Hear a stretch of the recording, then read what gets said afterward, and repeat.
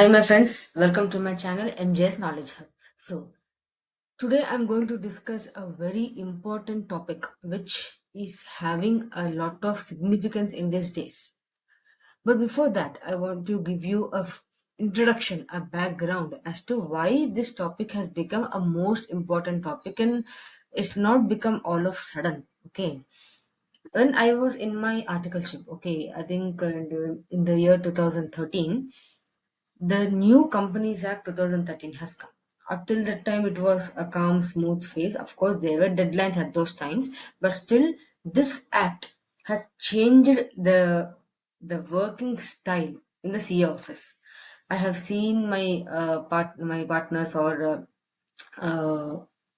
my colleagues completely being haywire, running here and there to understand the act, to get the compliances done. It was a much big change, and internet was not that much as to what was available in 2017. Okay, then in 2017, obviously GST has come, and in between there was a lot of INDAS and IFRS concepts going on. So the profession was constantly seeing a rapid change, not a normal change, a rapid change, combined with technology upgradation of the ICI.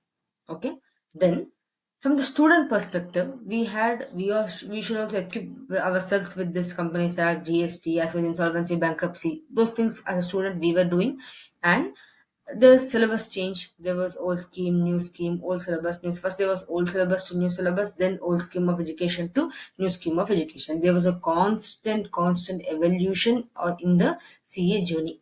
So from student to CA and existing staff, existing workforce of the CA, from the last 10, 15, all a decade, they had to see and observe lot of changes in the industry, in the profession, in the way we used to work. And again, COVID has come and it has hit and went us. So how to work in an environment where most of the works of the accountant happens in the office, and it needs a collaboration, it needs to go to the client space and those things, right? So how to automate that, how to do it remotely, how to do it online. So a lot of things has affected the CA profession. And above that, there came artificial intelligence. So, like ChatGPT. But remember, AI will replace if you are not understanding and using AI. But if you understand artificial intelligence and use it in a reasonable, responsible way, it is a very helpful tool. Okay, but having an artificial intelligence buddy in the laptop has changed the way people take it responsive, people draft their conversations, and lot of routine stuff has been taken care of. So one chat gpt expert can be equivalent to five people, or not exactly ChatGPT, I mean, but mean any artificial intelligence person, especially in those areas where we use SAP or we use Oracle softwares, where the softwares are behind in tracking the accounts and compliances. So at that point of time, having person with an artificial intelligence has more edge compared to others. So in the last 15 years, the CA profession for the students and members and industry employment people have totally changed the way we work. In midst of all these things, there came a silent factor of the human nature. Erstwhile, if you see in our parent age, it was a very strict culture of the your part the your in your article your partner and with you. Even in my stage, it was a bit strict. Now also strictness is there, but the level of communication, the way people communicate, not a rigid one, but with understanding, has increased. There used to be a large gap to ask anything. There used to be a fear, but now the article students do contribute more. Even people at the higher level are able to listen to the juniors because they know they're giving the value addition. Long time it was an idea that only the aged people or after a certain number of years you can speak your experience. But now, even with minimum experience, if you are contributing to it, if you're adding value, then definitely people are listening. So the human element got developed. But still, it was not developed in a proper way. It was not given proper due focus. Why? It is not no one's fault. We have to complete our deadlines, we need to talk to the clients, we need to manage the client, we need to retain the clients. There's a huge competition, so human element never got a proper focus. That's where today's topic I'm going to discuss regarding emotional intelligence. By the way, my friends, kindly share this video to your CA students or CA article students, or even to your CA friends or any profession for that matter, so that they can also start and impact or understand this emotional intelligence topic. And do like and subscribe to my channel and share your experiences in the comments regarding how is the video, as well as your experiences, so that I can add more value to others and also help you in that way. So, uh, one aspect we need to remember that whenever we do a work, we are chartered accountants, so we do deal with obviously with lot of numbers, but numbers will make us feel, they don't feel. So, but people will influence themselves or influence us with their numbers. So, having an emotional intelligence is a good way to become a better person and a better CA. Okay, next. But why, as a CA, you should focus on emotional intelligence? We need to have work life balance, right? We need to have balance, or you can say peace of work. We need to have that satisfaction, a calmness when we do. So unless and until we are managing the emotions or managing the way we respond, and which will in turn impact our decision making skills, which will in turn impact our advisory skills, which will also impact the way we handle the deadline and pressure, team building and bonding with the clients and everybody. So we need, CAs are in utmost need of having awareness regarding emotional intelligence. It used to be a topic where people used to not focus upon. Only few used to have an idea, which came from cultural perspective or from schooling or from their experiences. But now it is a high time to start understanding this emotional intelligence aspect into your works. Okay, next. What is this emotional intelligence? This term has been coined by Daniel Goleman, and he suggested that there are five areas, core areas for emotional intelligence. First thing is self-awareness. How are you and what you're feeling? Where are you? How you're dealing with yourself, with others. Self-regulation. How are you regulating your thoughts, your words, your actions? Motivation. What is the point? What is the main idea that you want to do this thing? What is the motivating force behind it? Then empathy. Are you able to think the way the other person is thinking? Are you able to see from their point of view? And finally, social skills. How are you replying? How are you mixing? How are you having that interaction with the people when you meet or do their work? So these five terms have the core area of emotional intelligence. Fine. What are the some scenarios where a CA needs emotional intelligence, especially if there is a conflict in the office? You might have seen your friends or anybody complaining to you that boss never understands them, or always the other person gets a hand, my arguments are never heard, that kind of thing. You need to see how are you responding, are you listening to both parties properly. Then if a client is not satisfied with your work, or he's giving you more, expecting a lot from you, but he's not up to the mark, like he's not giving data but wants things to happen, or he's giving data at the end moment and wants things to happen, that kind of thing. Or lot of deadlines at a point of time, like same deadline for many companies, for many clients that you're handling. And there may be an ethical dilemma that there is a wrong way of working or wrong way of showing, but still due to client pressure or due to any factor for that matter, though it is wrong, you still are going to do it.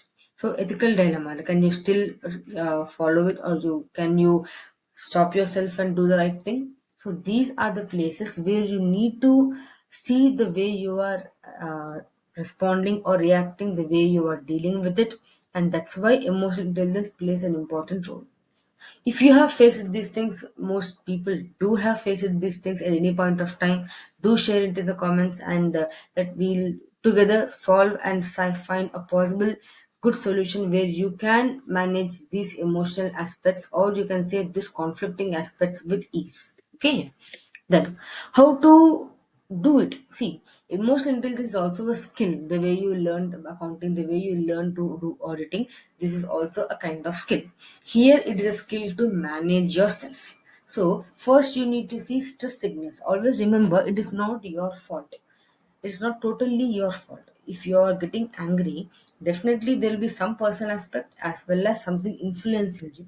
Find out that signal. Okay, by this year, by this time of this month, these clients don't respond to me, and they give it late, and I have to stay late, and the server gets jammed, and I can't file, and they'll get angry to pay the late fees. If that is the irritation thing, talk to them, see what can be done.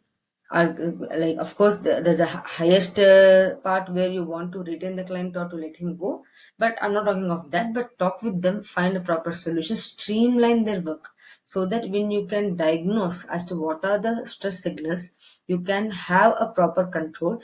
Obviously we can't control everything, but we can manage it, right? And still, if stress occurs, before you react or before you respond, pause for few seconds, breathe and respond. A few second pause can save from a large disaster. And definitely have a journal with you, could be a digital one where you type in the experience and you can reflect it later. Use a thought lecture, just a few lines where you can scribble. It looks like an additional burden with the available work, but still having a mindfulness practice of writing as to what you have experienced will give you a hold on to move ahead in the coming few months, where you can train your mind and body to respond in a calm and smooth way. Okay, then also it's not just only about your signals. Try to understand what could be the perspective or the way, the reason of the other people's reaction. You need not be too empathetic, you need not be too much understanding, but a minimum understanding is what is needed. It could be like, suppose a team member is somewhat a calm person. He or she does not like to speak much. They do everything fast. But at the same time, you see the other team member is always like, he wants to say first, he wants to be the first, he wants to finish everything first. Then give them counseling. You're a mentor. Okay, you can talk to the your team member, make them understand, give opportunities, discuss. We are trying to add value to the clients. With this level of technology, most things clients are able to do by themselves or with the in-house team. But if they're approaching a CA, or if you want to be in the CA field, if you're an article student, you need to do the value addition, right? So try to understand from their point of view as well, and ask the right question. Right question is subject to part. We can't describe as to this is right, this is wrong, but still ask the question and build trust. And observe more. The more you observe, the less you speak. Okay? Then also, don't let your emotions cloud your judgment. It is the toughest part. Because when we are in pressure, we try to take poor decisions without clarity, and it can lead into problems. So you need to be aware as to what decision you're taking. It could be tough at that point of time. It could be difficult to say no to a particular project, to no to a particular team member or to a client, but still you need to do, because end of the day, your decision impacts you. And this aspect of able to say no or able to gently guide them to other act without taking the wrong step is the emotional intelligence part. It is not that you're soft, it is that you have the strength and stability to navigate the situation. It is a tough, that's why I'm saying it's a skill, it needs practice. Okay, next. Also, you you are a chartered accountant, or you are going to be a chartered accountant. So you need to understand that every profession you are building yourself, you are representing yourself to the client, you are giving the service, so you need to also be self-aware. So every day when you are at work or while coming from work, have just 5 minutes for yourself to see what has happened, how it can, what it is, it better or is it worse. Try to have a meeting with yourself and with the team. I think very less CA practices I have seen, and bosses I have seen, who take time at least once in 15 days or a month to talk to the team, not of the client meeting, but of their own growth. Did they cover these topics to study how they are feeling? Could be one on one, could be a group kind of thing, as to where do you think they need to improve? How do they think as to they can streamline this client as well? How, what a more awareness session they should take care. So it's very less practice, but nowadays it is growing. But still try to have a team interaction. Try to have a mirror practice. Try to talk to the client in the mind or in the mirror. If it is just a client you're going to deal, a tough officer, try to have the conversation and use the apps like Calm app, or you can use the Daily Leo app to track your works, as well as for meditation calmness. But yes, don't do it while you're driving. Okay, driving, please focus. Don't do it while you're driving the motor vehicle or car. Now, so in this short video, I hope I was able to convey the idea as to why emotional intelligence is important, and it is a trainable skill. You have to practice, practice, practice. It doesn't come in one night, it doesn't come with one seminar.